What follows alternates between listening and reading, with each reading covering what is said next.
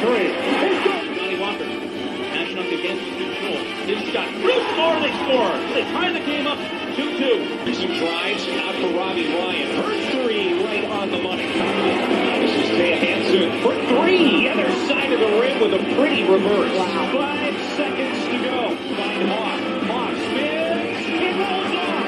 And Arizona State wins it. Edwards pulls off and buries the puck.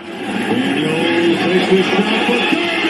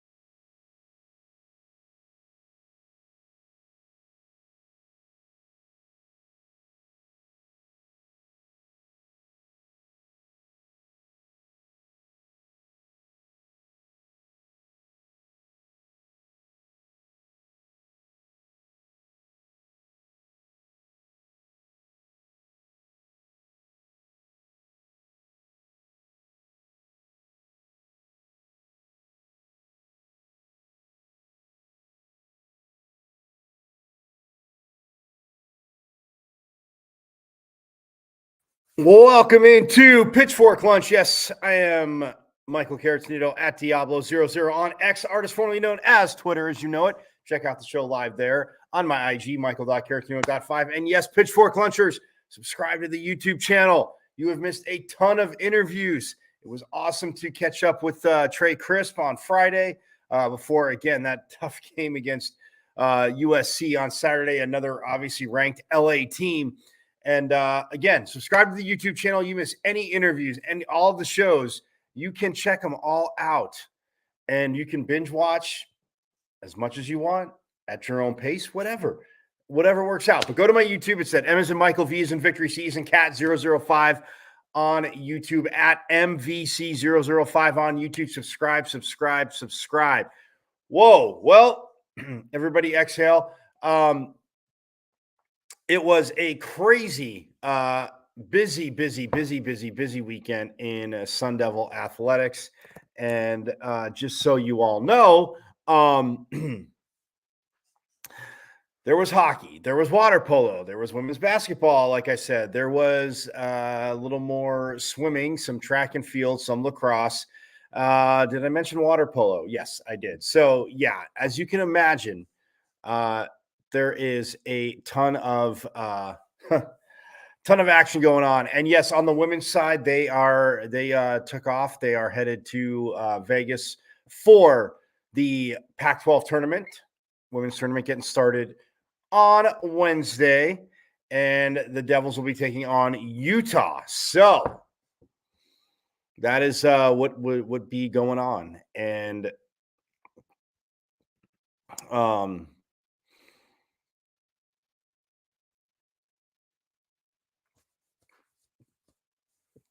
oh yeah, by the way, men, golf as well too. So yes, there is a fun Monday of stuff to get to.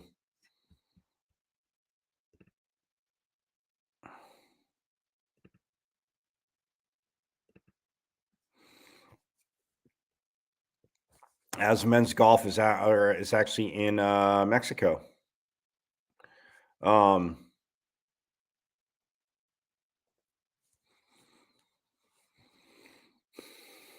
So that is going on as well too. But for and then hockey as well came off a weekend. So yeah, it's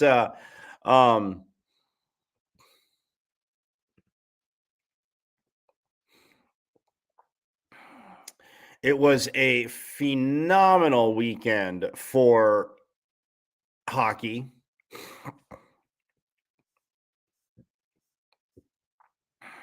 As they get 2 of the 4 wins I had talked about last week, but they are now 23-7-6. They close out their home record 19-5-4. Phenomenal. There's They're 4-2-2 on the road, but it was a 4-2 win on Friday night over Long Island, and then Saturday turned right back around, scored 4 more goals, and won it 4-3.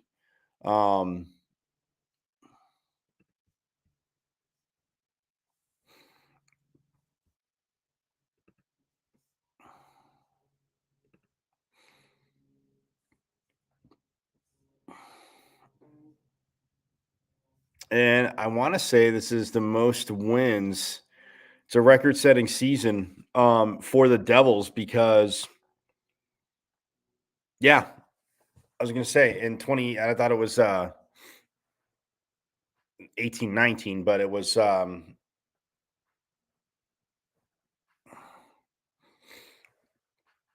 18-19, the Devils they won 21 games, but in 19-20, which was cut short obviously with COVID, they had won 22 games. So this is their 23rd win. So that is just, again, absolutely awesome.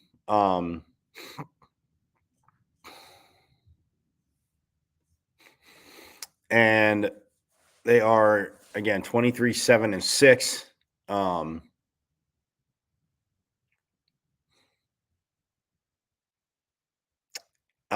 And they broke the obviously, like I said, most wins in a single season with the 4-3 win over the Sharks of Long Island, and doing it at home again. Great thing to do.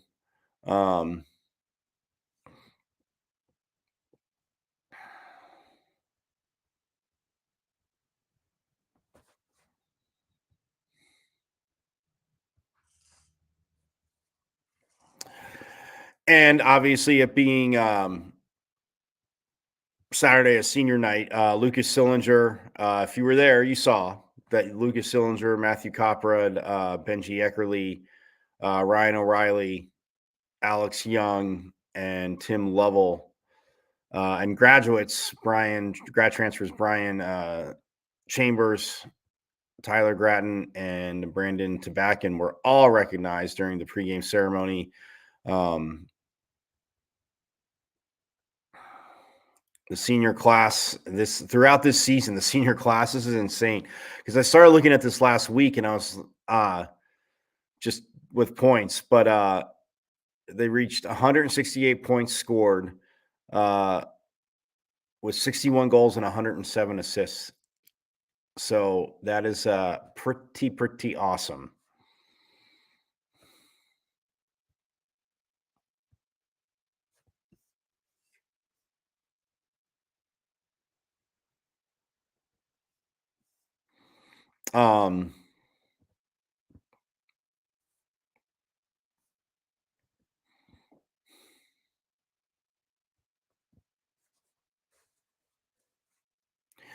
Wow. So Matthew Coprud now sits, he scored his 39th power play goal of his career, and he's in top 5 for all-time career power play goals, not just in Sun Devil program history, but in the history of the NCAA.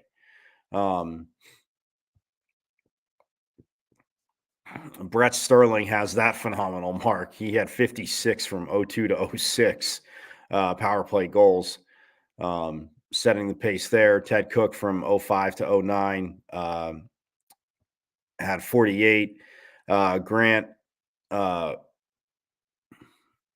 Poltuni had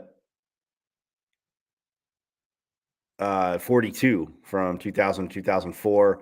And Jacques Lamoureux had 41 from 2006 to 2011. And then Coprud from 2020 to 2024, 39. And also Matt Smith from 04 to 08 in NCAA history had 39.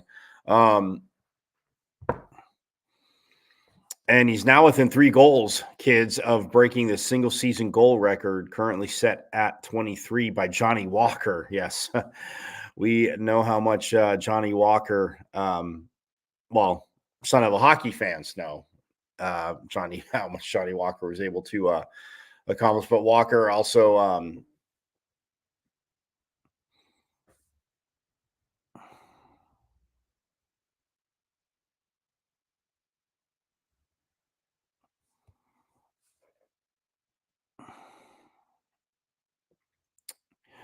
but he's 8 goals away from breaking Johnny Walker's 70 goals his career. Like I said, Johnny Walker, yes, we saw him put the puck in the net, just 1 or 2 times, right?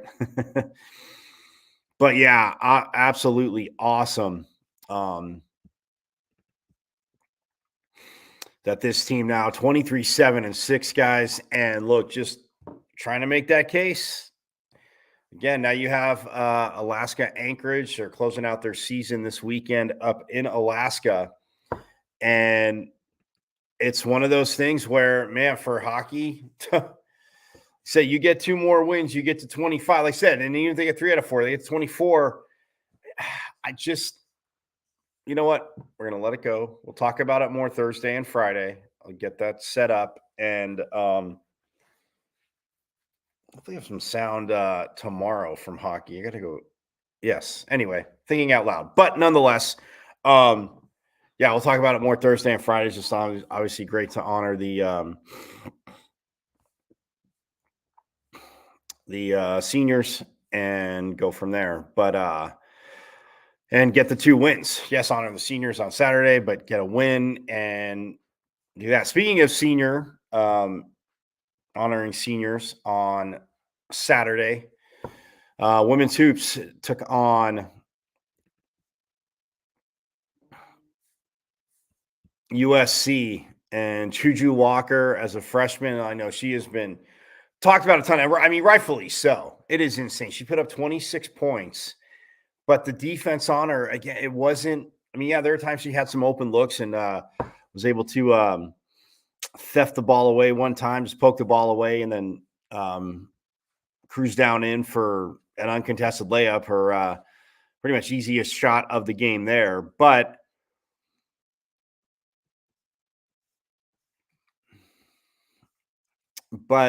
the Devils fall 70-55 to the Trojans. Last time it was 81-63, so they scored 11 points less. They held the Trojans to 11 points less, but they scored 8 less. So, but yeah, I mean, look, it was a game where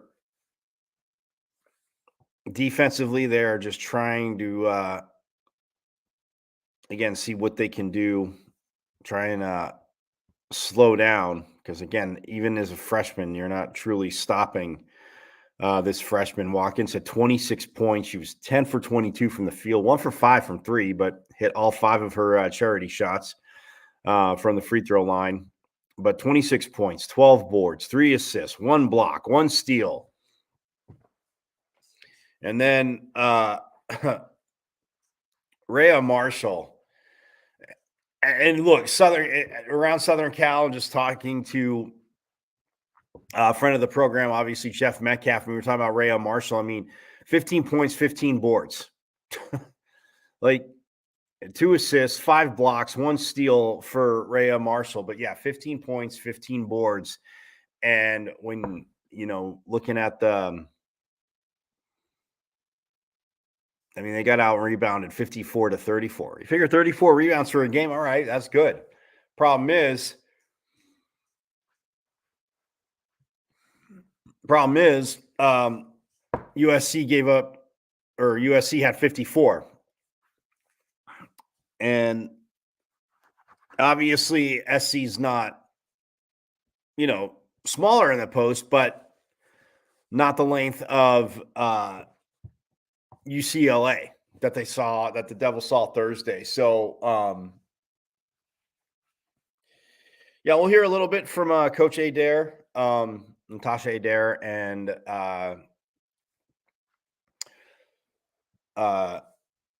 Jalen Brown. Play some of that for you in a teeny bit. And then also for USC, though, and their head coach, Lindsey Gottlieb, it was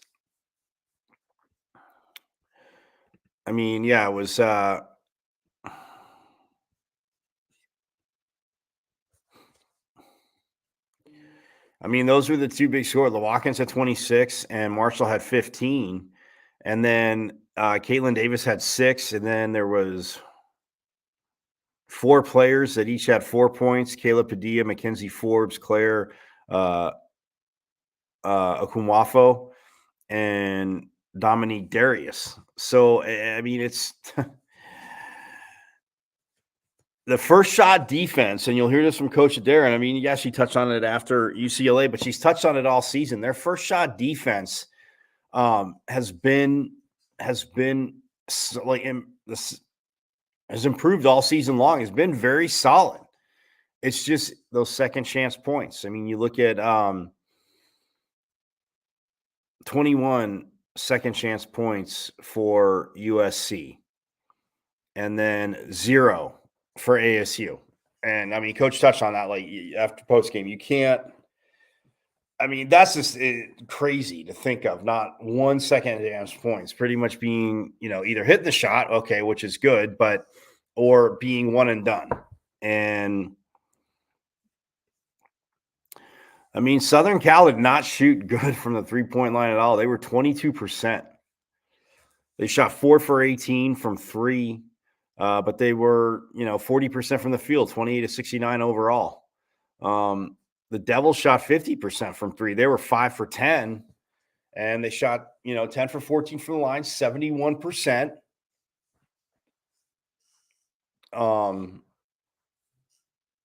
But 32% from the field. They were 20 for 61. Like I said, no second chance points, 14 fast break points.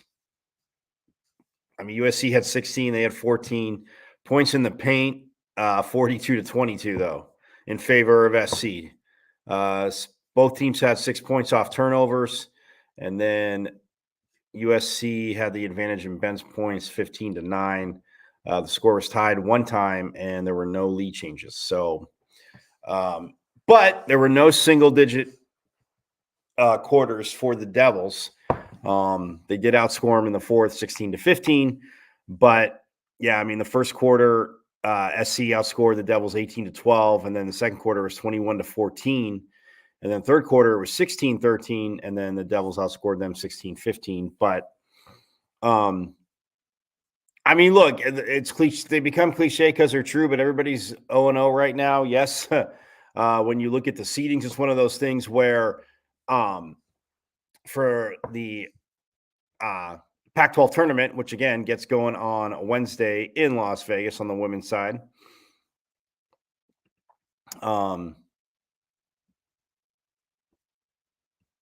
But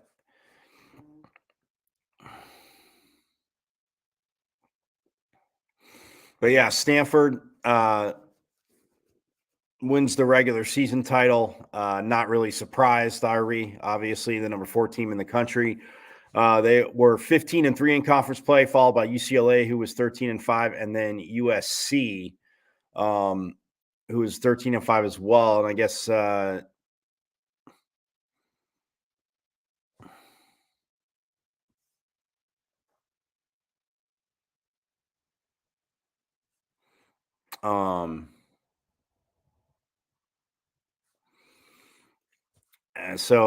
and then the Beavers, Oregon State, they're 4th at 12-6, and so they all have the first round bye. So Stanford, like I said, then UCLA, USC, Oregon State have the bye. Colorado, they are the 5 seed. They're 11 and they finished 11-7 in conference play. They are taking on Oregon on Wednesday, and then Utah, who is the 6th seed, they finished 11-7 as well, but Colorado owned the tiebreaker. They will take on ASU on Wednesday. And then Arizona, who finished at 8-10 in conference play, will take on Washington. And then Washington State and Cal both finished 7-11 in conference play. But Washington State will take on Cal. So, yeah, the final conference standings, like I said, Stanford 15-3, UCLA 13-5, as is USC. Oregon State finished at 12-6, both Colorado and Utah at 11-7, Arizona at 8-10, and then Washington State and Cal at 7-11, Washington at 6-12, and then ASU at 3-15, and Oregon at 2-16. UCLA did get that last win of the season. I mean, they both swept the Arizona schools, but yeah, on the way USC got lucky to beat Arizona in Tucson. If you saw the end of that game Thursday, on Thursday, and it was very, very interesting. So that being said, but USC, again, they sweep the Arizona schools, and UCLA got the 61-41 win. But now Arizona, like I said, will open up with UW tomorrow. So, and then Stanford, UCLA, USC, and Oregon State all make their Pac-12 tournament debuts on Thursday. So that is that. Tomorrow, today's the 4th. Tomorrow is the most awesome day of March. Again, if you figured it out, Pitchfork Lunchers, hey, just hit me up. Hit me up in the comments here. Hit me up on X at Diablo00, and we'll go from there. But yeah, we're going to jump into we'll take a quick break and then hear a little bit from got post game, obviously, from women's hoops on Saturday. So I will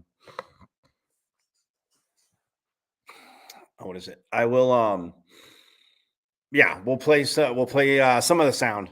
Again, it was a little bit longer of a conference, but we'll play some of the sound.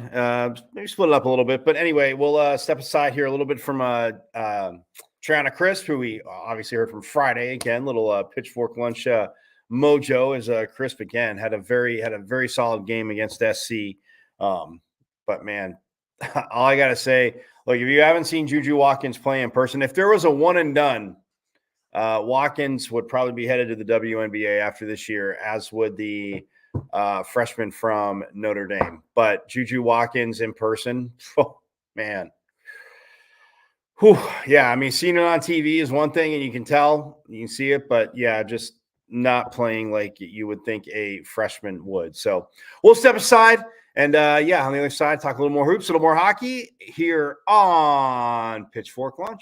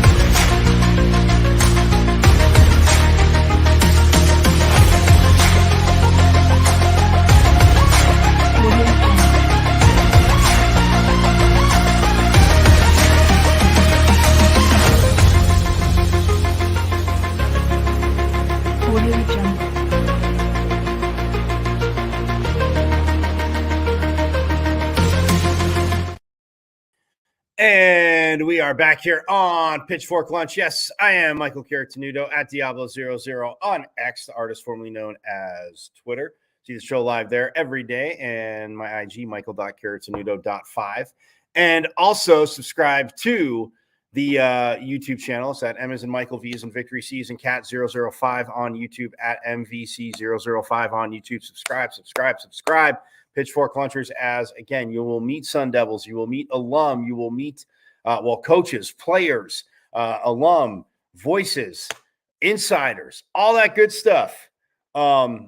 We shall have as we move on. And by the way, it being March again, I I am doing Pat's Run this year and wanting to raise some money for the foundation. So again, on my X at Diablo00, I pinned it. You can go there. You can donate to the cause. All of it going towards obviously going to the Tillman Foundation and all the great things they do with military scholars and just in honoring the life and legacy of Pat Tillman. And as we get closer and closer to Pat's Run, again, we'll have reaching out to have more former teammates of Pat's on. And again, just he was a character, to say the least. But yes, check that out. And again, don't forget, you can whatever if you're able to, whatever you can donate. I don't care if it's, $1, $100, $5, $50, whatever you can do to donate for Pat's Run. And I would be extremely grateful for that. So, but that being said, though,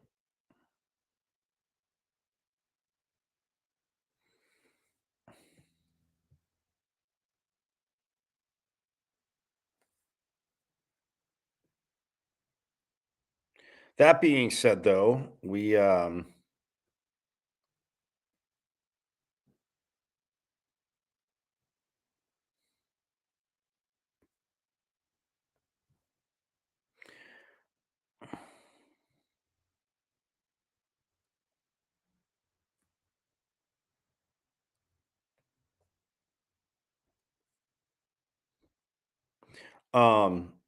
like I was saying, it was a longer post game, being senior day, but we will hear a little bit from. We're not going to go through the whole thing. We'll split it up. May hear some tomorrow because obviously Wednesday, because Coach has to touch on that. It kind of goes back and forth. But Wednesday, they do kick off obviously their Pac-12, their postseason Pac-12 tournament. Like I said, against Utah, which you got to limit them to one shot, but again, you have to have some second chance points, and and Coach talks about that here. But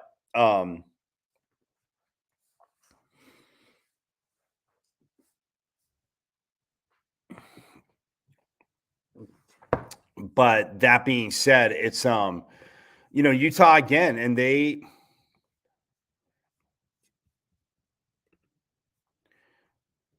this season. Well, let's get to her post first, because then we can talk matchup with Utah, to say the least.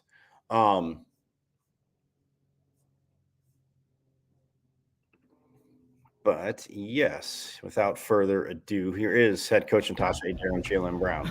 Okay. We just talked about the fight that we had in the locker room and how this team just fights. And we fought all regular season. And the consistency, though. We use that word, the consistency. But it's not for a lack of want to.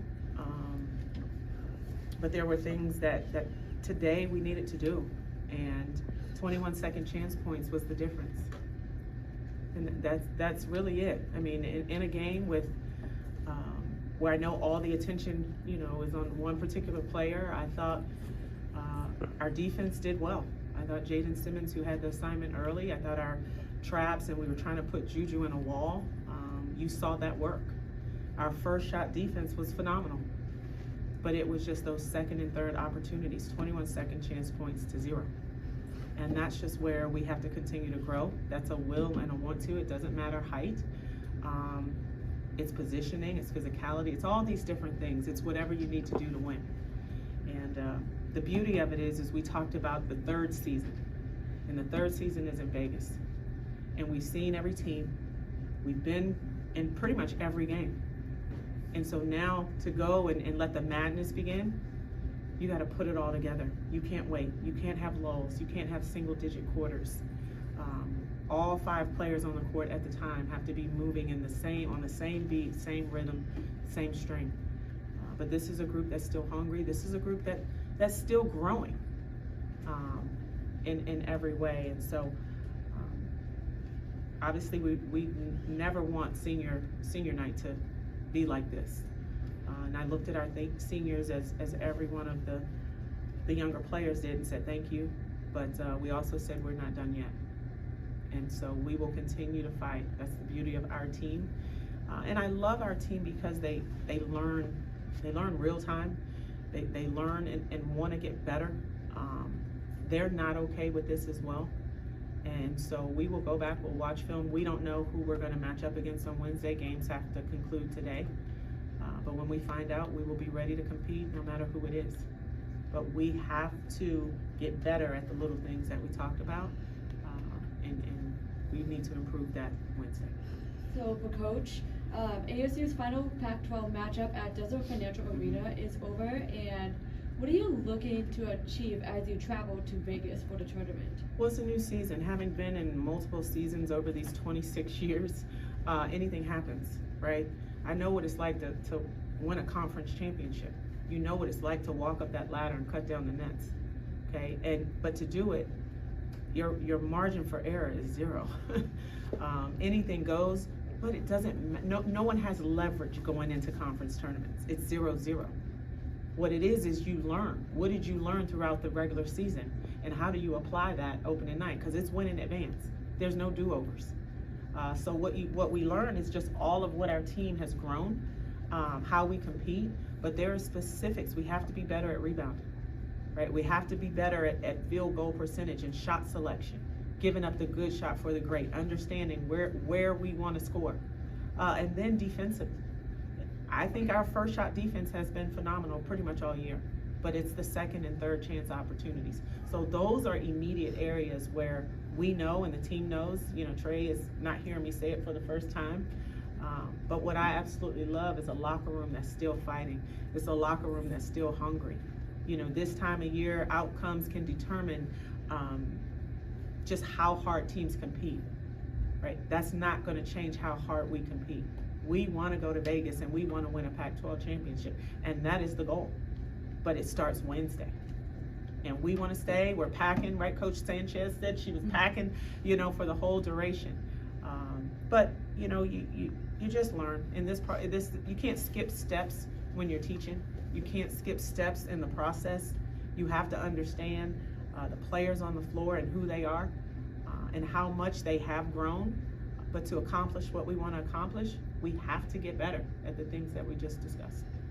Do you feel, offensively this game that, there were, and you've talked about obviously the single point quarters, avoiding those, and you did, but just maybe from the, last half of the first quarter throughout the game, that this was kind of the most consistent flow that the offense is within moving the ball that you've seen all season? Well, we talk about player movement, ball movement, and patience. Sometimes we just want to score so quickly, but we haven't made the defense work. So in our spread offense, motion offense, we tell them, let it change sides. Make the defense work. Get the shot that we want, and the shot is right there in that mid-range because their bigs aren't coming up. A lot of bigs in the league, they want to be rim protectors. And so if you can force the switch, you can force the mismatch, and that's just reps, right? It's like rinse, lather, repeat, how you wash your hair. You just have to rep it over and over again. And so that was one thing we really emphasized and walked through today.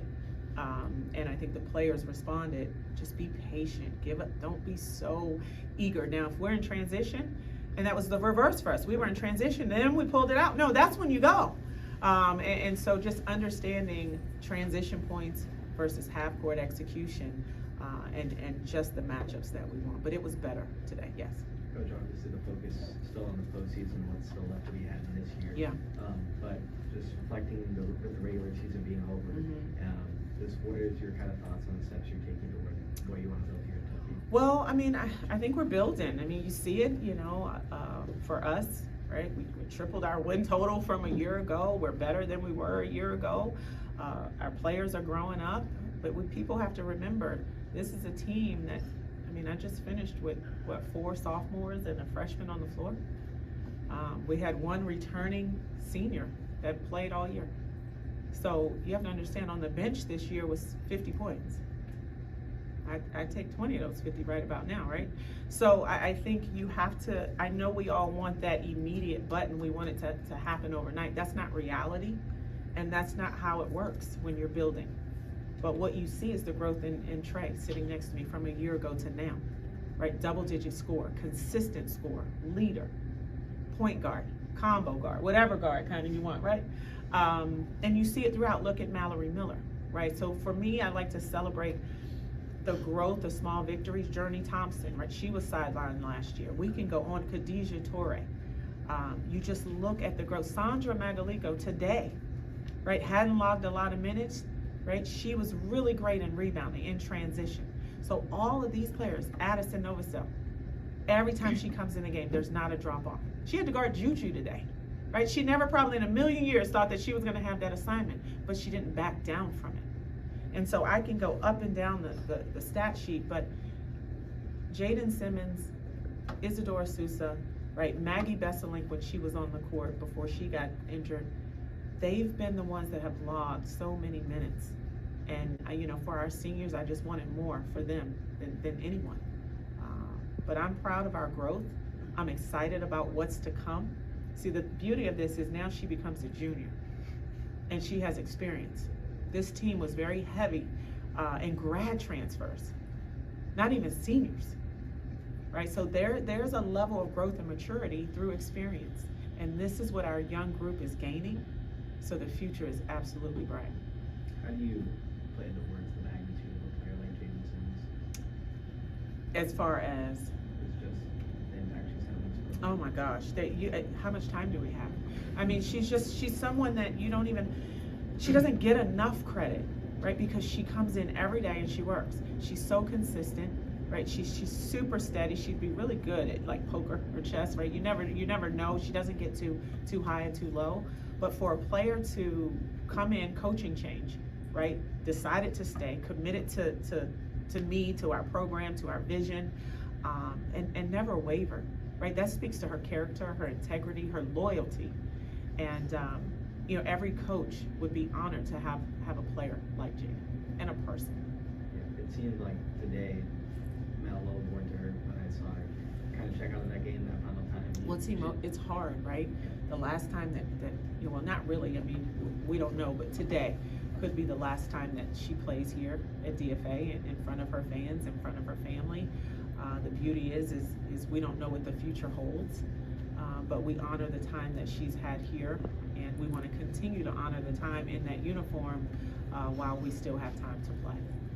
Trey being an underclassman and having players like Izzy as well as Jaden and just kind of that senior group, how do you feel like that's kind of helped you kind of move into this leadership role that you've had this year and on this team? I feel like I just learned a lot from them. Like, for me, since I am young, like I just want to learn from my seniors, of course. And Izzy, I started on Izzy. She's just like, I learned a lot from her on and off the court.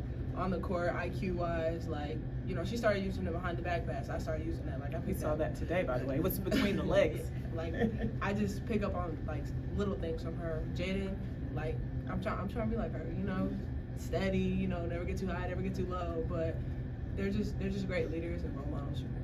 How is it to just maybe for both of you to know that you have, you know, a person like Ty Skinner coming back, and then also you and I being kind of the leaders in terms of point production so far as underclassmen and being able to, you know, translate that into next year?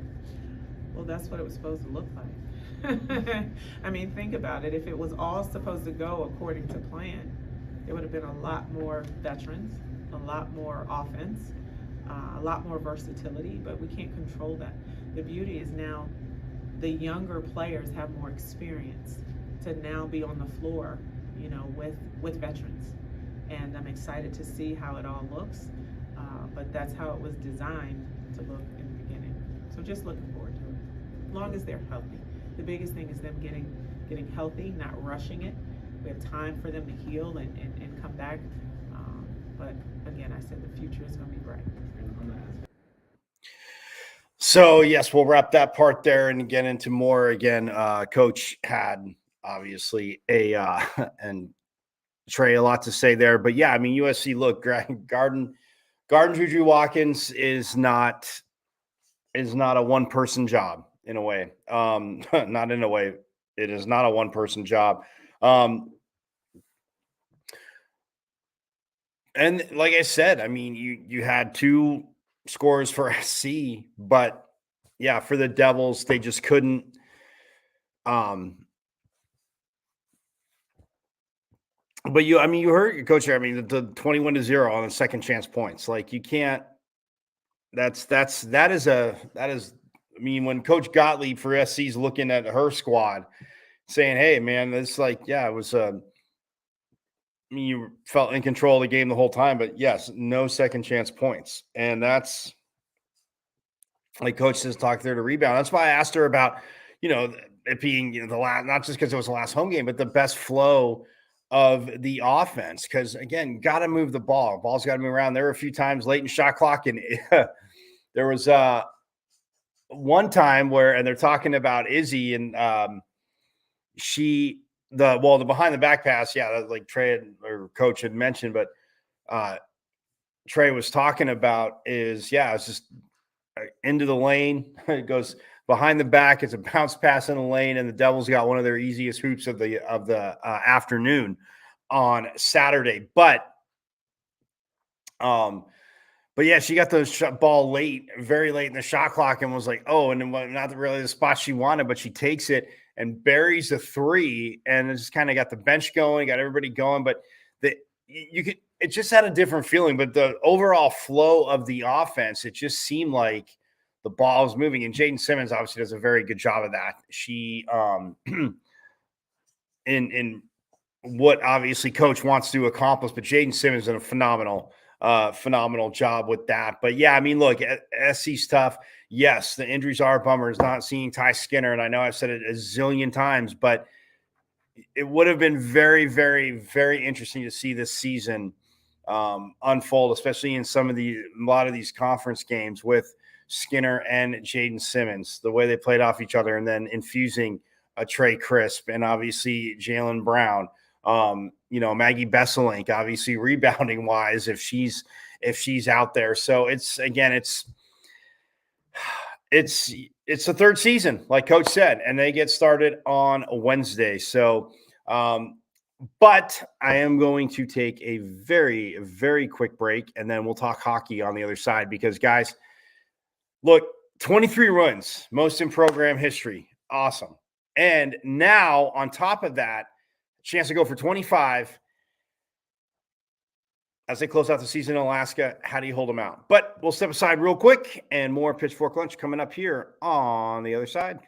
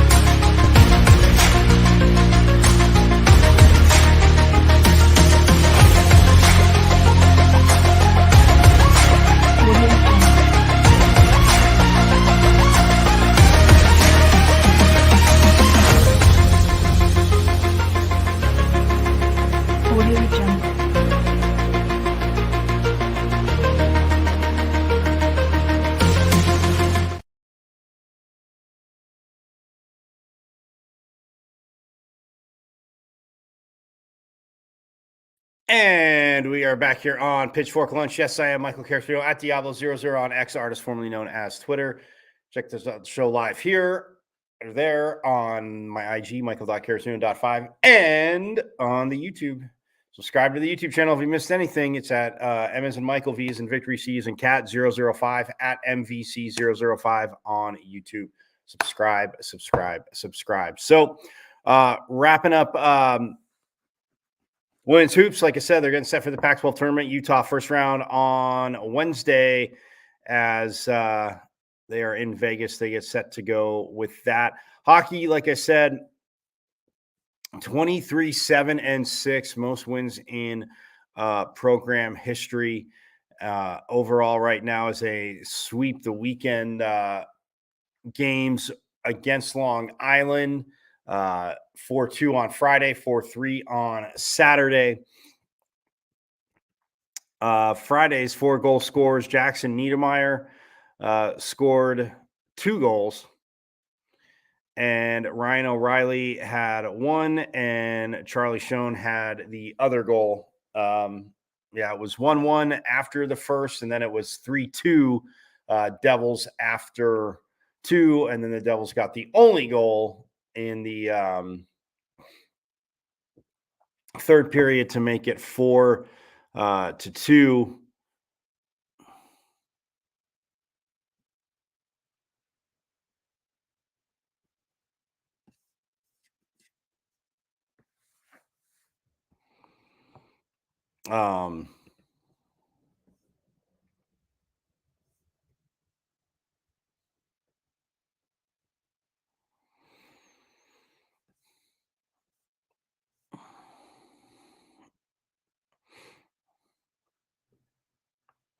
And Gibson Homer was in net Friday night. Sorry, I was making sure I had that right because I saw TJ Sentenfelter, but no, Gibson Homer was in goal Friday night and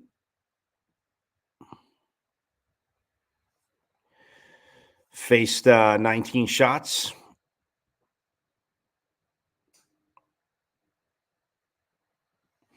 But he anchors the team for the 4-2 victory. And then on Saturday night,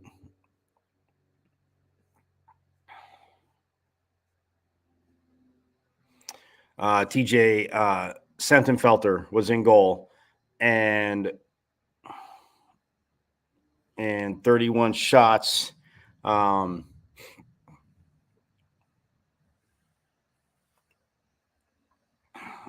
31 shots, and they scored 3 goals. But this game a little bit different. It was 1-0 Long Island after 1, and then the Devils put up 3 in the second to go up 3-1, and then Long Island outscored them 2-1 in the third, but 4-3 the final. And the goal scorers for ASU, Matthew Copperhead, it was his turn to have 2 goals on Saturday night. He had 2. Brian Chambers had 1. Ryan O'Reilly had the other. And I gotta say, that's got to be updated now. Stats wise, when you look at goals on the season, and look, the way this team has played, you can say yes at home, but the way they've played all year, the way they've rallied with each other, early on, I mean, there was the third line has been like the star of the lines, and it was like just starting to do its job and starting to maybe outshine that, but coach, tweaked a little bit here and there, but at the same time, like kept that third line together. And when you look at how they play and just the adjustments that they make and just how their chemistry is developed. Like I said, I understand there's good teams out there, but this is a team that, yes, maroon and gold shaded glasses aside, this is a team I want to see in the postseason. And yeah, there's still 2 more games to take care of, so we'll talk more about that.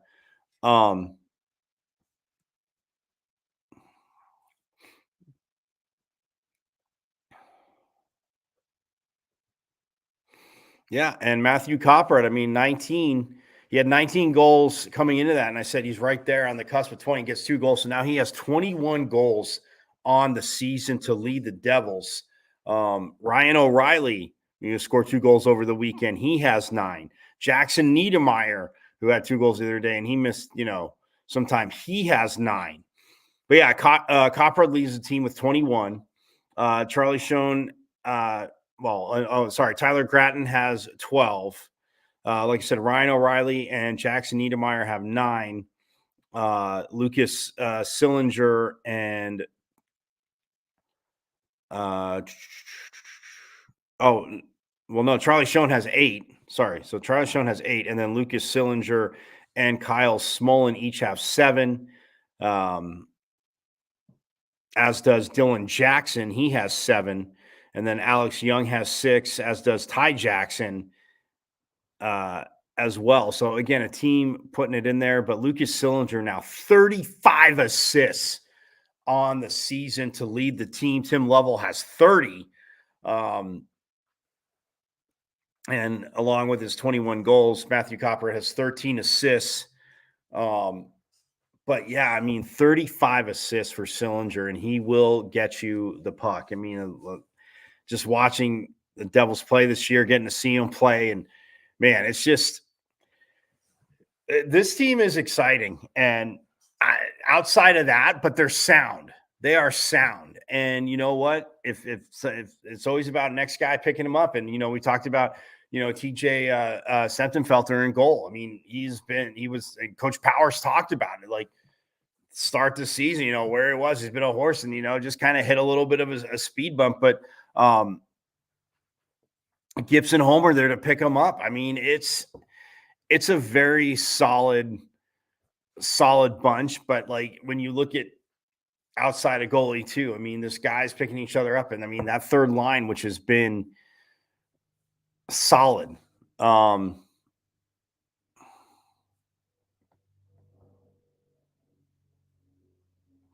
I mean, Sentenfelter 15 wins on the season. Gibson Homer 8 wins on the season for the 23 wins, and then 5 losses for TJ, and then Gibson with 2. But yeah, it's just the complementary hockey that this team plays, but the flow that the lines have, not just the third line, but all the lines, and playing around, injury as well too. But look, this team, what Coach Powers is doing, just again, absolutely money.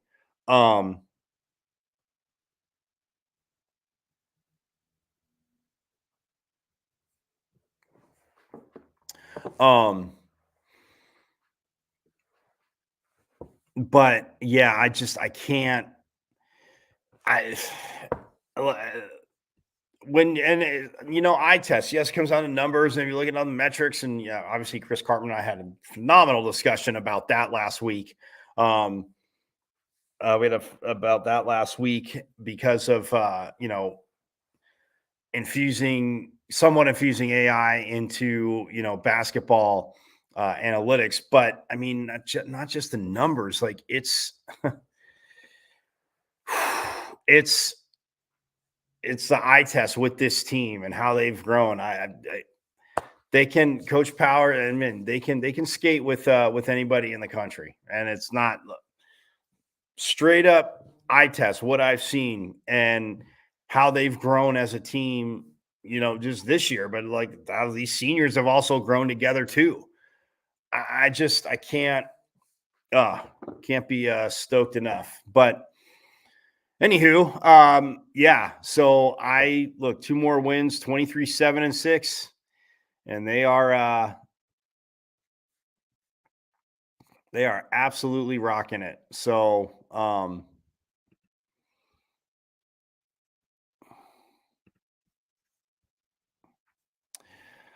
but also in men's golf this week, as we wrap the show up, a little rapid fire.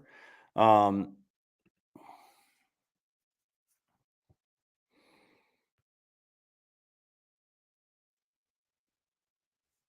Mason Anderson is the first round leader in Mexico. So that is absolutely awesome for the Devils.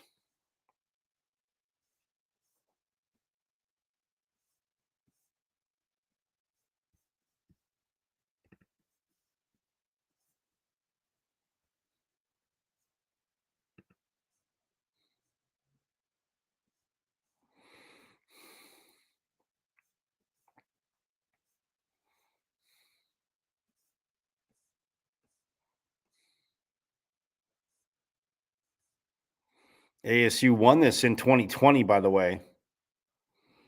The Cabo Collegiate. They did win it in 2020.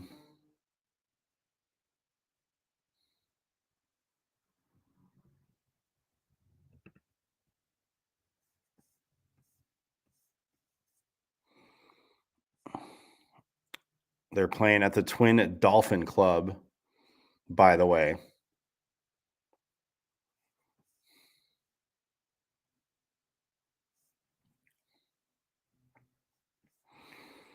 So, but that being said, but yeah, the Twin Dolphin course, pardon me.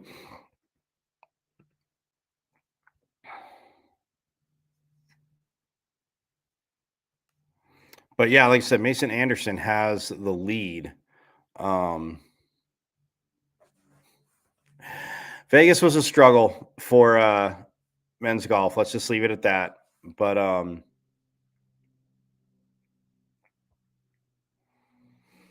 and ASU is jump to the top of the leaderboard for the 15-team Cabo Collegiate. Again, at the Twin Dolphin Golf Club.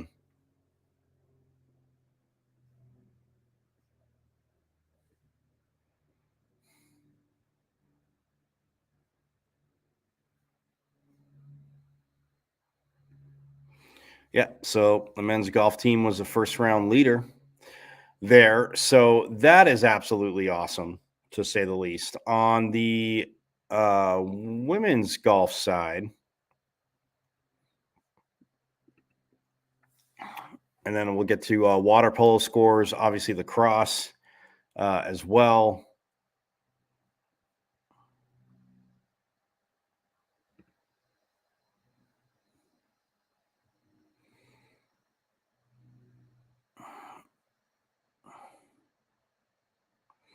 Women's golf, they're at the Darius Rucker Intercollegiate Tournament, which is actually on the Golf Channel.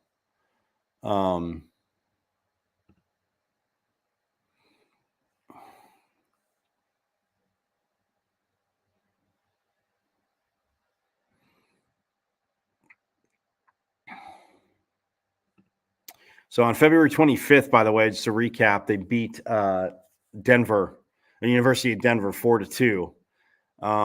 And the match in the desert back on January 22nd, they finished third with a -9. So, yeah. And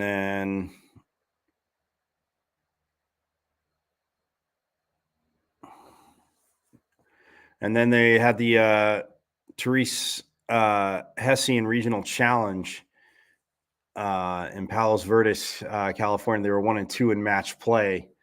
And now, like I said, they're at the Darius Rucker Invitational in Hilton Head, South Carolina. Hilton Head Island, South Carolina. And yep.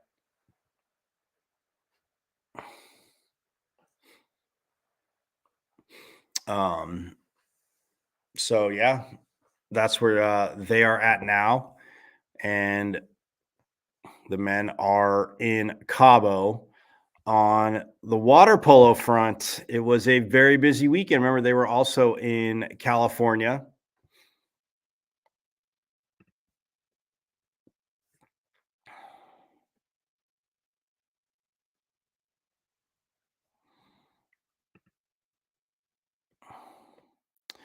And how did they fare? Drum roll. You know it. Come on, Sun Devil Nation. As dominant as I've said that they have been, they went 4-0 in the Convergence tournament.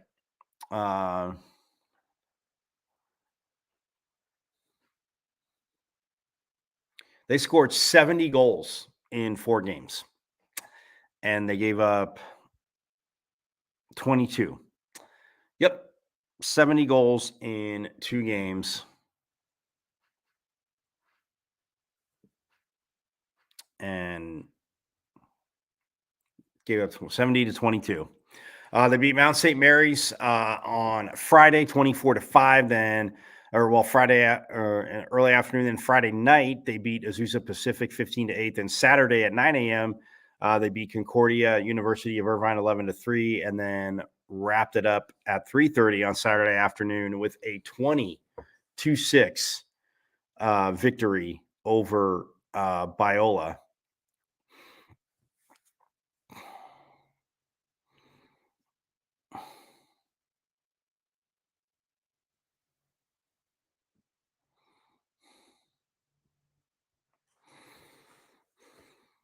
Yeah, I mean, against Mount St. Mary's, they opened up the first quarter with 5 goals, and then they scored 7 in the second, and then 6 in each of the third and fourth quarters for the.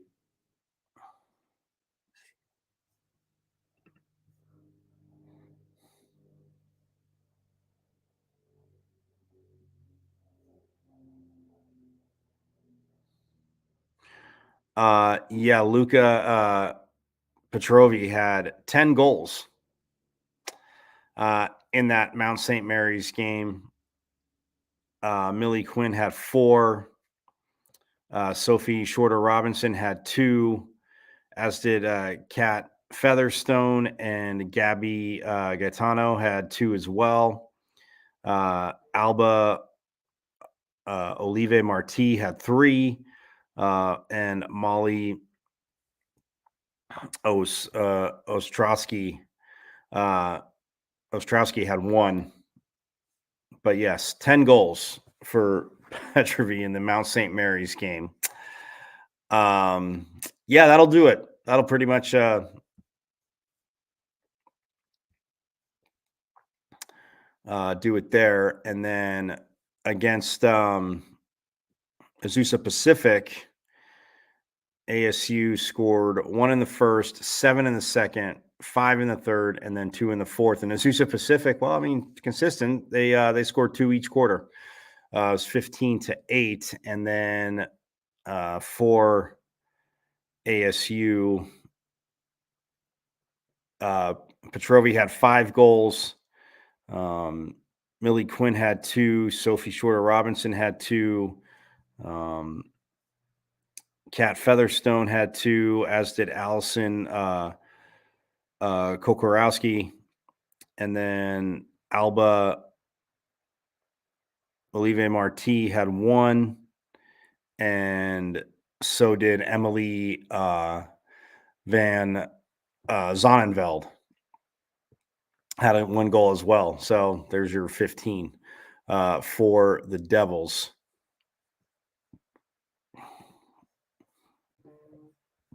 And then against Concordia on Saturday, they won, like I said, 11-3.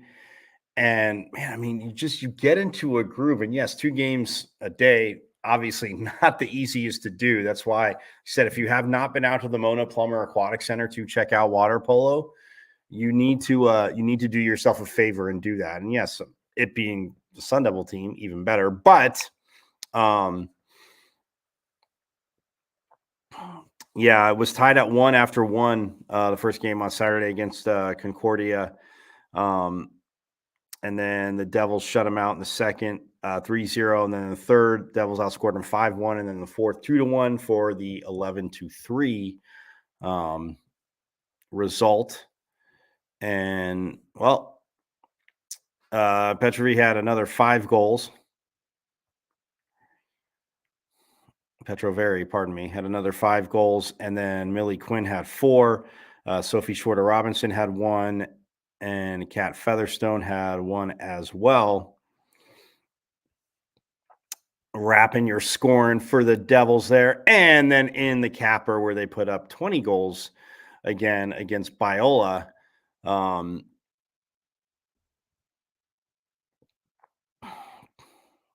It was 4-0 Devils after 1. It was 11-2 after 2. And then it was 15-5 after 3. And then it was 20-6 to end the game.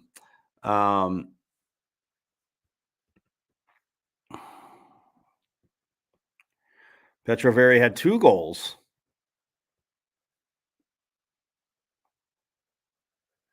in this game, and Sophie Shorter Robinson had 4, Kat Featherstone had 4, Gabby Gaetano had 1, and both Allison Kokorowski and Alba Olivier Marti had 3, and then Ashley Ferguson had 1 as well. Oh, and Zoe Frangie had 2 for the Devils as well. So they win that 20-6. Like I said, and man, they're just rolling. I mean, when you look at a team that is 18-4 overall, 8-0 at home, 2-1 away, and then 8-3 on a neutral site game. So, man, get out, do yourself a favor, get on out to the Mona Plummer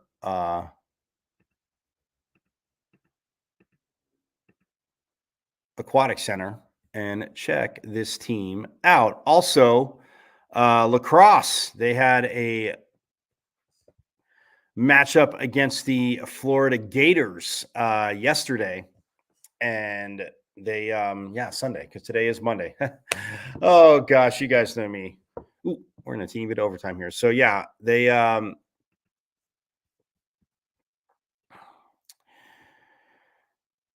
were taking on number 11 Florida yesterday, and it was a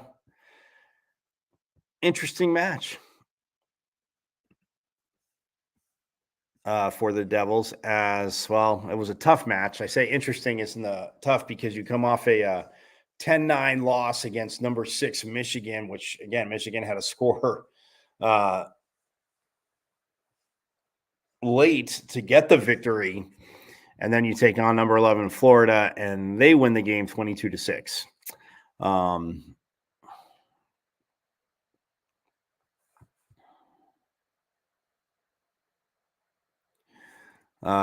Danielle Pavanelli had 4 goals to lead Florida. Gianna Monaco had 3. Emily Heller had 2, as did Josie Hahn. Paisley Egan also had 2. And then single goal scorers for the Gators: Madison Waters, McKenna Harrington, Delaney Radin, Maggie Hall, and Ashley Gonzalez, along with Gabby Corey, Ava Teague, and Alyssa Decay, and Sarah Falk all had 1. For the Devils, Lydia Oldno had 3. She had half the team's goals. And then Lindsay Dean had 1, Mina Scott had 1, and Tegan Eng had 1 as well for the Devils. But yeah, 22-6, dropping to the number 11 team in the country.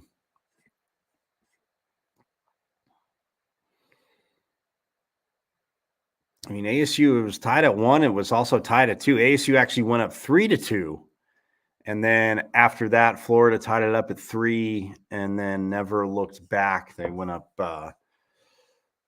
they went on a huge scoring run. They were down 3-2. And then once they tied it up at 3, they went on a 11-0 run.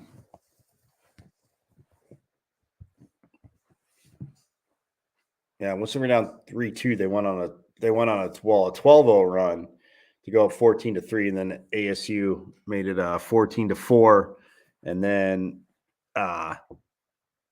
Florida's up. They went up after it was 14-4. Florida scored the next 2 to make it 16-4. Then ASU made it 16-5, and then it was Florida made it. It was 16-5, and then once it was 16-5, Florida put up another 2 goals, make it 18-5, and then the Devils scored their last, making it 18-6 when Florida got the last 4 goals. And that's where you go 22-6. But again, the number 11 team in the nation. You had that emotional roller coaster against number 6 team, and we'll see. We'll get out there because we'll see about the depth of this team. But again, having seen lacrosse more, I mean, even as a kid, I used to nerd out and geek out to the lacrosse championships in the summertime. So, in the spring season, not summertime, spring season. And men's hoops this week, well, they're going to finish out their season with the LA schools in LA.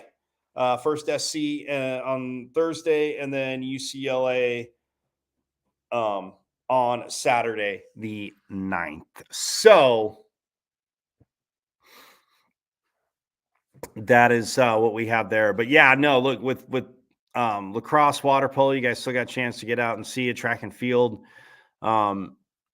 going, obviously, men's and women's golf, beach volleyball as well too, with gymnastics is wrapping up, and we will get to that tomorrow. So that being said, again, everybody, so glad you could join me today here on Pitchfork Lunch. I'm going to get out of here. Same bat time, same bat channel tomorrow, kids. As you know this, as we rock along and cover all of Sun Devil sports. I'm going to try to be out at hockey. So yes, just stay tuned, and we will go from there. But everybody have a great rest of your Tuesday. And yes, don't forget at Diablo00 on X, Artist Formerly Known as Twitter. You see the show live daily there. My IG, Michael.Caratino.5. And if you missed anything, subscribe to the YouTube channel. If you're just jumping on, you can binge watch all the episodes here of this first inaugural season of Pitchfork Lunch. Go to my YouTube. It's at M as in Michael, V as in Victory, C as in Cat 005 at MVC005 on YouTube, and subscribe as you can catch up. And you missed a ton of great interviews, just in depth with coaches, players, insiders, voices, all that good stuff. So I'm going to get out of here. I will see you tomorrow. And if, you want to get involved, again, hit me up on X. Any conversations, any thoughts at Diablo00 on X. So I am out of here. Have a great day. And yes, you know it's Sun Devil Nation. As always, forks up.